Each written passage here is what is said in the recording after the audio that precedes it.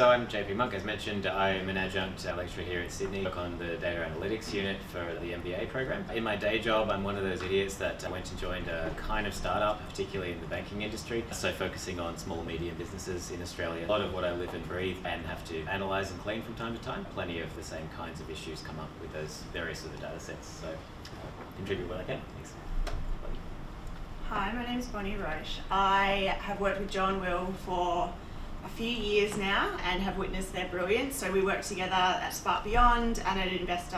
And I guess my remit or my job has always been as a bit of a data translator. So I work alongside businesses and technical teams to help translate business questions into tech questions. John will thankfully straddle both sides of that. Jo doesn't admit that she's technical, but I think she's finally coming around to it. But it is a rare skill in the market to be able to really take that and flip it and make it into an analytics question and actually help to get something visually that will mean something and unpack the question. So that is what I'm hoping to help out with today as well. Wow, what a panel I've got. Myself amongst. My name is Paul Gordon and I'm the CEO and Technical Director of Catalyse APAC. We are transforming the way the world makes decisions that matter. So my expertise, my interest, my passion is in decision making and helping mostly large organizations transform the way they make decisions that matter. And I'm super excited about where the world of data meets the world of people and the nexus of opportunity that sits in the middle. And also, probably the greatest highlight of my life, and I know she'd like me to say this, is when I asked Joanna to marry me, and she said yes. There we go. She's my wife. Thanks, guys. All right, let's get into it. First question is, I'm going to talk a little bit about subjectivity. So, hands up in the audience when you get brought in as the subject matter expertise, right? So there's a positive way of framing your subjectivity. You've got expertise. Then there's the negative way we might frame it, i.e. you bring bias to it. So, are you expert and analysing and deciphering that, or are you bringing bias to it because of your lens? Question to the panel.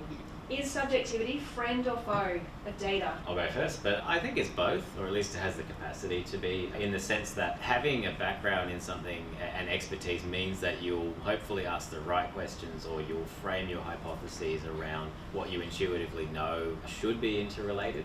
But where it can be dangerous is where you sort of blinders on and assume certain things and don't consider what alternatives might have occurred along the way. I have said for the number of years I've been in data, which is about 6 now, to never trust anyone that says, apart from Will, that they are an expert in data or analytics, because it changes so much, and anyone who thinks that they have the knowledge to always know what can be done is wrong. Like, things are getting outdated daily. The ways that we can work with data change, the data that we have to work with changes, so it's just something that I don't believe that you can always be a subject matter expert in everything analytics in a particular area. I think you can be an expert in an area and learn how to apply analytics and continue to learn. But for me, it's just that you should always have an open mind and you should always be open to having other people's opinions, particularly technical expertise and business expertise, in that room making the decision. Interesting. My view is, I would say friend, expertise, human opinion is always going to be your friend, as long as, so of course I'm a consultant, so I'm going to say it depends, as long as it's couched within a system and a process that supports that. Where it becomes our foe is when someone stands up and beats their chest and say, I don't care what the data or anything else says, my opinion is this, that's the way we're going to go. And then all of a sudden the wheels fall off it. And in fact, I've seen in my experience of working with large organisations, especially those in the government sector, where all of the analytics and everything else can point to a certain course of action, and then a minister might say, yeah, that's all very well, but I'm going to go this way. Now, nothing wrong with that, other than then all of these people that were involved, all of that data has now become discredited and no one will trust it again in the future. So we need to provide our subjectivity, because without the subjectivity, we've got no say in the matter and no stake in it, but we need to put that within guardrails and within good system and process. Hold on to that, Mike. You're up first on the next question.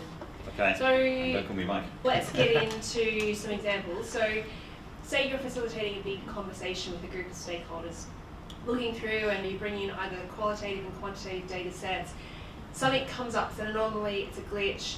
How do you deal with that in the room? And can you give us an example where you're going through something, you think what's coming, what's expected, and something comes up that's unexpected either for you or for the group?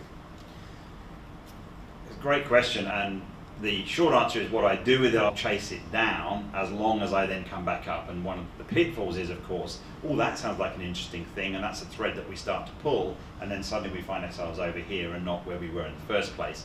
A great example, I was running a workshop in Grey last year for a big decision around decommissioning some old oil and gas infrastructure for BHP, and the room was full of a range of experts, engineers and geotech, and you can imagine the kind of people, and then also a range of local stakeholders who ran businesses in fishing and the local hostels and so on. And we're having this whole conversation about options, and then someone says, yeah, but what about, and they named a particular kind of fish that no one had considered. And that sounds like a bit of an anomaly. Why are we even talking about a certain type of fish? Yeah, well, that fish only comes to this particular area at this time of the year. It's the only place in WA it comes to. If we take that infrastructure out of the way, that fish won't come back. That's an impact on biodiversity. And all of a sudden the conversation was like, oh, let's talk about biodiversity and fish. So I could feel the thread unraveling and us starting to talk about millions of different species of fish and so on. And then a bunch of other opinions said, oh yeah, but is biodiversity good or bad? So already we were down a bit of a rabbit hole. So what I had to do then was just say, okay, let's just pause for a second. So that conversation, how does that impact the decision we're here to make? And actually the way it impacted was we need a different option on the table that wasn't there beforehand. So we've got a set of options that we're considering for decommissioning, but now we've thought about that, we've noticed that we care about biodiversity and marine life, we notice we care about something that's unique to this area. That tells us that maybe we should be looking over here as well. So the result of that was, from that conversation, we put a new option into the mix in that particular decision process, and then carried on back up to, here's now our decision process. Perfect. JP, so what about when you're triangulating data, either when you're in the classroom and students come to you, or when you think about in your own role? So, fintech company, I'm assuming you triangulate a bunch of data. What have you found? Yeah, sure. And my founders like to avoid the word fintech at all costs because of her correlation with disaster, apparently. But that's right. Yeah, there's a few sort of perspectives. There's often a temptation when you see an anomaly to strangle it immediately and bury it under the carpet because it undermines your overall thesis. But it's actually better to embrace it and ask why. Enron was one of my favorite companies while I was a student, and why I ended up where I am, because that was their slogan. But ironically, no one did, or at least not enough people, because that's why they died and took an audit firm with them. But in terms of what we do, as we focus on small, medium businesses, there are about 5 different definitions, I could be exaggerating, of what a small business is in Australia, and that even is between government departments. So they can't agree on it because it's either measured by revenue, by employees, by how much tax they pay. I was chatting to Paul earlier, and he said there's probably an inverse relationship between how big a firm is and how much tax it pays, which I think is probably true. So everyone's a small business in that case. And that makes it really hard to narrow down, well, what are we actually looking at here? So whenever I see a report, I'm fascinated because we produce those ourselves, and it's incredibly hard. So the first thing I ask is, where did that come from, or what's the definition? Because that can have a big sort of impact on what insights you get at the back of it. Yeah, cool. And Bonnie, how about you? I know you end up working with a lot of teams trying to translate what they're finding. Mm-hmm. What happens when you're working with them and you spot something or they spot something, and you've got to try and articulate, well, where are we going with that? Yeah, I don't think I've ever done an analytics project that has gone to plan. Like, I don't think I've ever walked in the door and walked out the door with the same concept of what I was going to deliver, ever. And it's really interesting because you are sitting between the tech team who sees it from a very technical data, variable point perspective, and then the business, and the way that you have to break the story down into manageable chunks to get someone to explain the what and the why of what you're finding is really interesting. And Will, Joe and I worked on a project, and when we walked in, they wanted a model of where he should buy or build. And we were like, you can't build a model because there's only 3 data points to build it from. We had a few reports that would be released to market, and over time, we disproved quite a few of them. So Will knew what to hunt for and what to bring into the dashboard. And then over time, we added particular elements and then brought in the variable of what's your investment thesis. So rather than just presenting one thing, like one chart that says, you see here, it's wrong, because everyone's just like, what? Starting from the very start and being like, if I was in their shoes, what's the first thing that we need to level out on? And that is, what's the labour market doing, or what's the rent doing, or what's the university graduates doing? and layer your information on very slowly.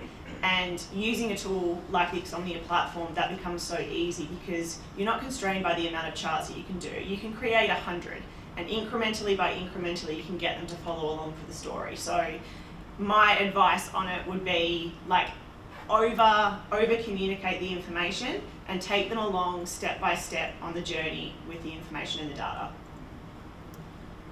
Perfect. It segues into the next question. So you've all touched on this. When you get to that quantitative anomaly, you're then bringing the human element. So the interpretation, what do we do with it, where does it lead us? So JP, talk to us about flipping between qual and quant. So when you see the quantitative stuff, how do you back it up with the qualitative, or how do you go down that path and how do you balance the two?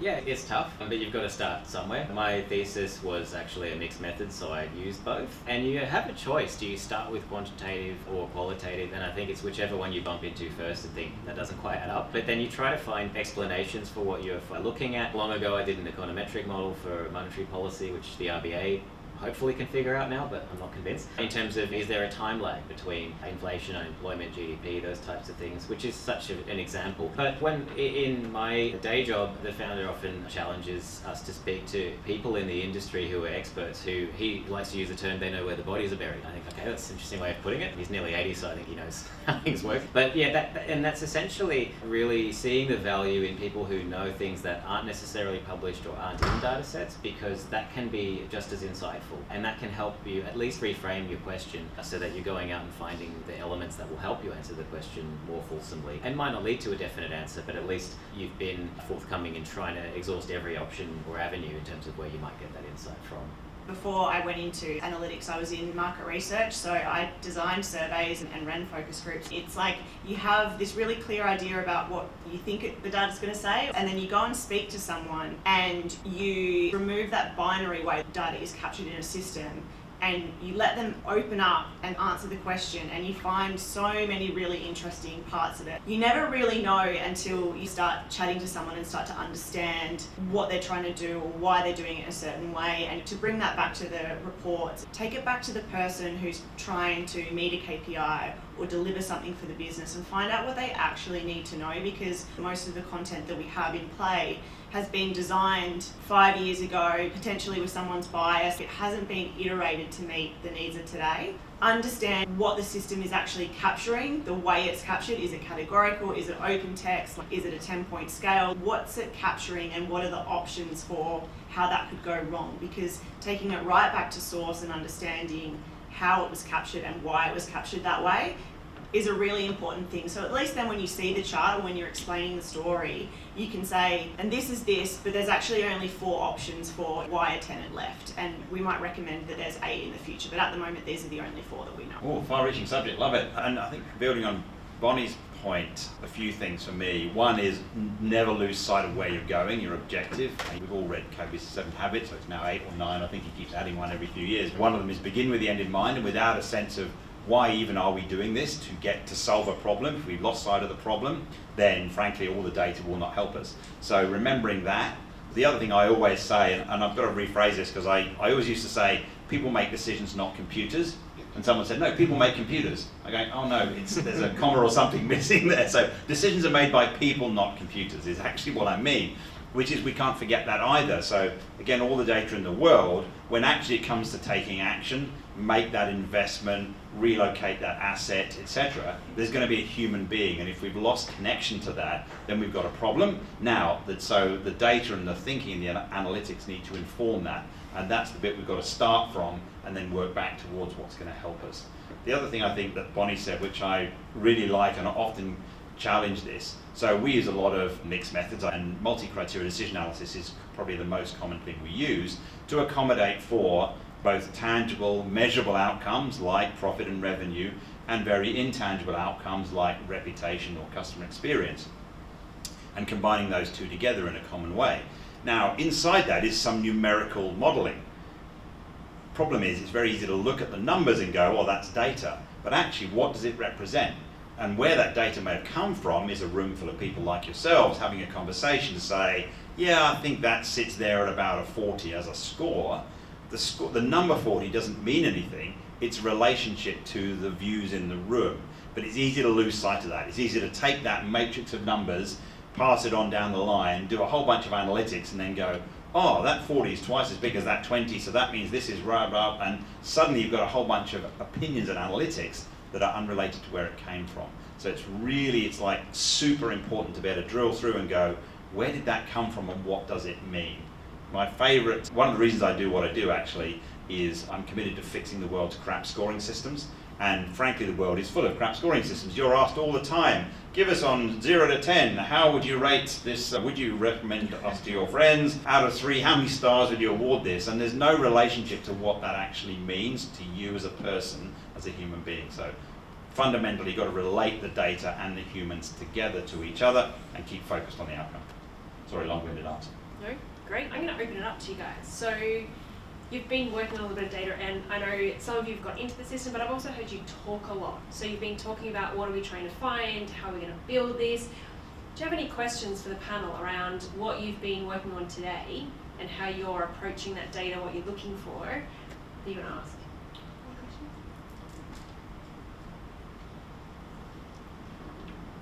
Right, look at money. I have more questions if you don't. I don't know if it's necessarily related to what you were asking for, but how do you, related to what you guys were saying, how do you manage like decision bias with data? Someone wants a particular outcome, they get some data that gives them that outcome, but there's no rigorous sort of analysis of the objectivity of the data and the coverage of the data to be represented and that sort of thing. Like, how, do you think that's becoming more of an issue with the amount of data that people process these days? And yeah, how do you manage that? I'll jump in first because I come from the non-data, let's say. A great question, and could have been, I was going to say there must be a Dixer in the room, and that could have possibly been the best Dixer that was. So for me, there's 2 things about bias I want to talk about. One is bias in the humans. So anyone here think they're not biased? Okay, no, bias is our friend, we just need to acknowledge it exists. And the way we embrace that, of course, is A, with good process, and B, with diversity. And the thing about diversity is, almost, we need diversity in diversity. It's very easy to think, oh, diversity, that looks like gender mix. Okay, great, I've got diversity covered. No, diversity is way of thinking, experience, history, age, geography, culture, so many different dimensions. And if we bring diversity to play, we can help at least shine a light on that bias. So when someone says, I wanted this to be a 20, it was a 20, I'm proven in my opinion, we've got the answer we want. What we need is someone else to say, hang on a minute, let's just test that. So diversity is a really important thing. The other thing is, of course, we like to think that data is objective and people are subjective. And of course, well, that's complete nonsense too, because often where do the data come from? Someone stuck their finger in the air and said, oh yeah, I reckon that's about a 30% chance of something happening. I put 30% in the data set, and now suddenly my data proves that 30% is the right answer. And all I've done is build a self-licking ice cream to prove how great I am at making up numbers. So we have to be really careful about where there's bias that's in the data. I'm not the person to talk about this, but we're all very aware of some of the challenges with, let's say, emerging AI and its bias in insurance premiums against certain demographics based on training sets, etc. So we've got to watch out for bias in data. But diversity is your friend, that's what I say. Cool. Yeah, the only thing I'd add to that, I suppose, is not to make it political either, but in this day and age of, hey, Treasury, can you justify me putting some money over here because that would look good for me? You can do that. They'll produce a model that's not half bad because that's what they do. But that's a different question to, can you tell me where opportunity cost is minimized and I've actually allocated resources efficiently? Different kind of question. So how you frame it has a lot to do with it. And I guess in terms of your question, like if you're looking for a particular kind of outcome, or rather you want to prevent people from doing exactly that, at least I'll give you a banking example. When you've got retail or non-retail credit exposures and you want to know what a probability of, generally to have an approved model, you have to have, and this sounds really lame, but a policy for how you build models in the first place that have to tick certain boxes, or at least have to follow a certain level of rigor and process. So if you're in the business of producing models that are reused millions of times a year, which major banks are, they have that and that's in place. And then you also audit it and you go through that process to make sure that things go through and meet certain criteria. You also try and test relative to what was supposed to happen, what actually happened with things we put through it, and that's a regulatory requirement. So that works quite well, but I think on a smaller scale it's harder to replicate that, and it's an expensive process, frankly, to put in place. But where possible, that's a gold standard, if you will, but it's not immune to anomalies either. I don't have an answer to this. The hard thing about being biased with data is that it's the easiest path to take. Showing only the information that you want to is by far the path of least resistance in getting anywhere. The amount of times where I'd go through the data and I'd pull together the insights and I'd present it to the client, they'd say, that's not actually what we wanted to say. Can we get in there and maybe remove this group? And you'd be like, you can. It was the path of least resistance.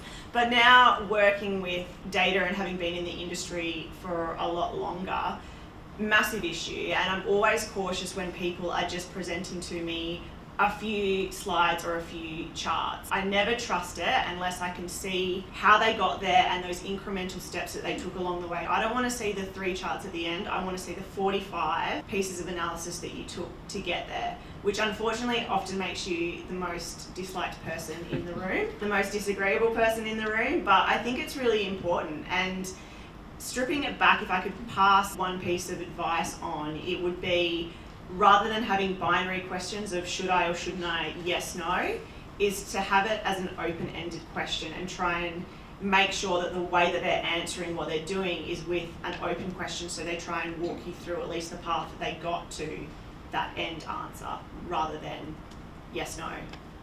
Sorry, something Bonnie said just triggered another thought of mine, which was, yes, she might be the most annoying person in the room, but quite often, whether you're consulting or you're pitching to a group of people or to a board, for example, you're going to leave the room and a decision will get made. But that person, if they're on side with you because your homework checks out, they will be your biggest advocate and they will actually turn the scales in your favour. So it's worth putting in that effort and convincing that person. And because Bonnie said such gold, just something that she said triggered me as well, which is it's so much of it is in the framing of the hypothesis you're testing against. We as humans are naturally driven to say, should I or shouldn't I? Do or don't do, as Yoda says, there is no do or don't do, there is only try. And the key in decision making is to have that open-ended question that opens up for a range of options, because often where we'll test our bias will be, like the oil and gas example, suddenly a new option will appear. If I can consider that in my mix, I can start to shine a light on some of the biases. So we want to frame our questions rather than do I do this or don't I, to, oh, what could be the balance of this, or where might we, is a much more helpful way of framing questions. Before we move on to the next question, I'm going to throw that one back to you, David, because I imagine that in this room you're one of the people that gets asked that question with a particular outcome in mind from some stakeholders. So how do you actually deal with it? Because I think you probably deal with this the most. Yeah, maybe Michael Hogg and Mark, you probably get that too. Yeah, it's a tough one, because I like Bonnie's suggestion or approach of taking people through the story and not just presenting the end chart or 2 or 3 charts. Unfortunately, a lot of decision makers are very time poor. They don't want to be taken on the journey, they just want that end chart. There's a bit of a balance between giving them the story and what's gone behind the analysis and that sort of thing with the end chart they want. So I think it's really a tough one, and it's different for different people. Like some people do appreciate the depth behind it, others just want to get to that end chart to make the decision. Yeah, so it's not particularly easy, and the problem is I find if you spend too much time teasing through analysis that other people have done that's quite flawed, you can come across as a bit of a critic of everyone else. But sometimes that's what's happening. Just the amount of data analysis around. There's a lot of really pretty flimsy analysis in the market. As soon as it's published, it's seen as being true. I'm going to bring that back to a investor behaviour, the candid conversations. Because I think you're right, and sometimes we push for a particular response that people want, and you say being the most annoying person in the room or something, but I think that's part of our candid conversations and getting a better outcome, connecting that back to our investor values. They're 2 things that, when you are working with data, it is that you can't be the diverse voice in the room if you don't be a voice in the room. So you've got to speak up, you've got to ask those questions, because one of the things that surprises me about property is the insular nature of property. So I would say a large percentage of people that work in the property industry have always worked in the property industry. So we get really quite siloed thinking. So really always looking for and welcoming external viewpoints. If you've got that, bring it in, ask the questions, and don't be afraid to speak up, because we have that as a value here at Investor. Last question really quickly. Sometimes, I know we look at a lot of historical data, and we use the historical data to help us project or predict what's going to happen in the future, and then things come along and they completely disrupt that, and they claim your anomalies, and COVID is probably the best example of that. So there's probably lots of modelling where over the past 3 years it's got completely trashed. We can think about future of work, we can think about retail trends. What do you think? Like, how, if you've got something and you're usually quite reliant on historical trends, what are you doing now to look at how do you predict the future? Anyone can take a go at that one. Crap. Yeah, when I guess the height of COVID hit, at the time I was at Combank and I was heading the audit function in terms of risk management, so all the models were in my patch, and it was the first time I'd seen a credit committee where every single model was flashing red and broken, and it should, but that was true of the whole industry, so that's what happened, because history and the future were at that point in time completely. But does that mean you stop making decisions, you stop using the models at all? No, not necessarily, but it means that there are potentially some side dishes or other things that you need to think about in any decision you do make. And what you would have seen publicly was the idea of deferring home loans for 6 months, same for small business lending as well. Not so much as an excuse for banks to not provision just yet, but more just so that they bought themselves some time to go deeper into what's really driving that, where is stress going to come out, which industries will be impacted more than others, before making any rash decisions like we saw in 2007 when you think everything's dead, sell everything, and then you'll actually cause a recession that didn't need to happen at that point in time, or at least not as deeply. So I think knowing when to pause and step back and think, okay, this probably isn't indicative of what we can do. We can't do nothing forever, but a valid answer is do nothing for now, because we need to stop and check what we're doing. Yeah, great. I do have an answer on that. So I think when it comes to like your inability to use historic data because these big events that kind of throw everything off are happening, is to, instead of using like really high level, like one number that says we are right or this is the percent or anything like that, is to strip that number back to the different components that it encompasses and try and see if you can look at the individual elements rather than the whole. And I think the recession is a perfect example. We are at such a low unemployment rate, and a lot of my friends' rents have just been jacked up by 20%, yet we're scared of a recession. I'm like, I don't understand then where this metric is coming from or what it means. And it was a great example as well in the biopharmaceutical project, where it was like, yes or no, you should buy in this market, but until you really unpacked it and pulled the thread of all the different components that yes or no decision was made up of, you didn't really understand what was going on. So historical data, we're going to have big glitches, COVID, the recession is going to be another. Essentially, the past 3 years is one massive anomaly. So rather than looking at big markers, try and unpack it to the things that might sit beneath it and see if you can understand any trends that sit underneath it. Great answer, I love that. For me, I'll take a slightly different approach on this. First approach is we have this this kind of two camps. If you're qual, you're objective. If you're quant, you're subjective. And that's BS, because all of the world of decision making is subjective. The future isn't yet written. And what COVID has proven that to us, right? It's, yeah, I can have all the trend lines and models I like that say the world is definitely going to go to this point, and when the world doesn't go to that point, well, it's like, oh, our models were wrong. No, it's just we weren't allowing for the fact that actually the future isn't yet written. So we really need to be prepared to say the future isn't yet written, so what can that look like? I do a lot of work in defence, and of course defence is very strong in scenario analysis, scenario planning, and you might imagine the kind of things that they're looking at as to how the world could look. Many, of course, most of which I couldn't share with you, but they're good at least going, we don't know what the world's going to look like, so let's not pretend we do. So I think that's a key thing, is not pretending we know what the world looks like. But also, similarly, we don't therefore throw away what we know, because it would also be tempting in that moment of shock to go, let's turn off all our models now because they're clearly wrong, they didn't predict this, we're now going to have to start again from the beginning. Nothing about the uncertainty that COVID has shined a light on means the world is any more or less uncertain. The world is just as uncertain as it always has been, only it's in front of our faces now. And so it's how we deal with our own uncertainty that's actually the important point. Okay, if I'm uncertain, if I feel more uncertain, what assumptions am I making about the future? Let me test those and start to work against that, rather than throw it all away. I've got a question. Do you think governments and business leaders are a little bit reckless in terms of their public statements and the media for that sense around potential views that have been not founded or not supported by data? I feel like I've accidentally made a comment about the government with the whole recession thing. Right? Like, Yeah. There's all these views which are just emotive or circumstantial or thrown away political lines, Yeah. and then people grasp them, Yeah. and then it sort of builds more and more momentum for an event that may not eventuate. Yeah, and I think that is completely true. And someone the other day said to me, I actually don't believe we are in a recession. I believe we're in like a cycle. We're not in a actual recession, we're in a psychological recession. We're scared because of the uncertainty that has happened over the past 3 years, and we are essentially overreacting to it. And the amount of times now, like, I'll read the news and I'll look at the data points that they pull through, and I'm just like, where did it come from? How did you get it? What does it mean? And it's so frustrating to see them pull out these large sweeping statements with numbers in it, because they know numbers give people confidence. And the most that you can do as an individual is to, one, like when you're doing the analysis, not doing that.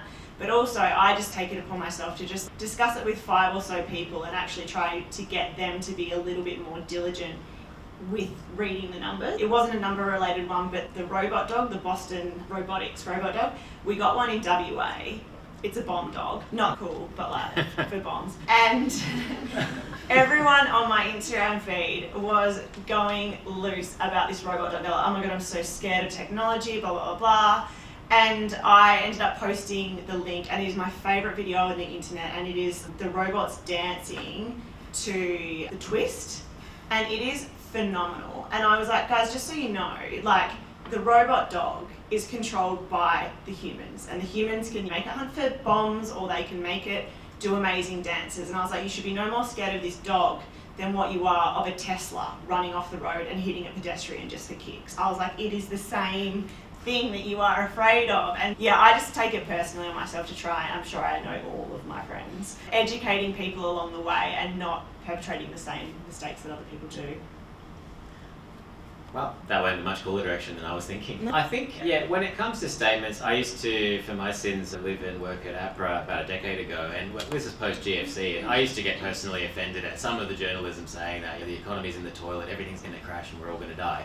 And I'm like, please don't publish that, because we might if you believe that, so it becomes a self-fulfilling prophecy. But there's nothing to suggest that that's actually happening. And I hope we don't see a repeat of that at the moment. But on the other hand, you can become the Prime Minister of this country and not know what the unemployment rate is, apparently. So that's pretty cool. Also really scary, and I think when you make statements about the economy, and I think being a new treasurer is tough as well, 2 months in the gig, it's a pretty rough time to be the governor of the RBA as well, for that matter. Especially when the media is in your face with microphones asking you for what's the off-your-cuff opinion, and you say, I don't have one of those because I need to spend some time actually poring over the figures to have a solid response. But people want answers right away, and they want to either be patted on the back for their fear, or give an assurance that they have nothing to worry about. And I think doing the latter without having the data to support that everything is all right is just as potentially damaging. So it's getting harder to do that in public and without being stepping on a banana skin, so to speak. I don't really have a strong answer, because I'm always mindful. I do a lot of work with government, and my commitment is transforming the way the government makes decisions so that stuff doesn't happen. And of course it does happen a lot. And I guess for me, the antidote to it is just transparency of decision process. You ought to be able to, when someone says that, you ought to be able to say, just talk to how you came to that, and without the answer, here's how I came to that, then we can then make our own opinion as to how much veracity we give the statement. Not there yet though. Thank you very much. All right, thank you very much for your insights. I hope that gave you something to work through and think about as you're building your models today. But we'll let these guys go. Thank you.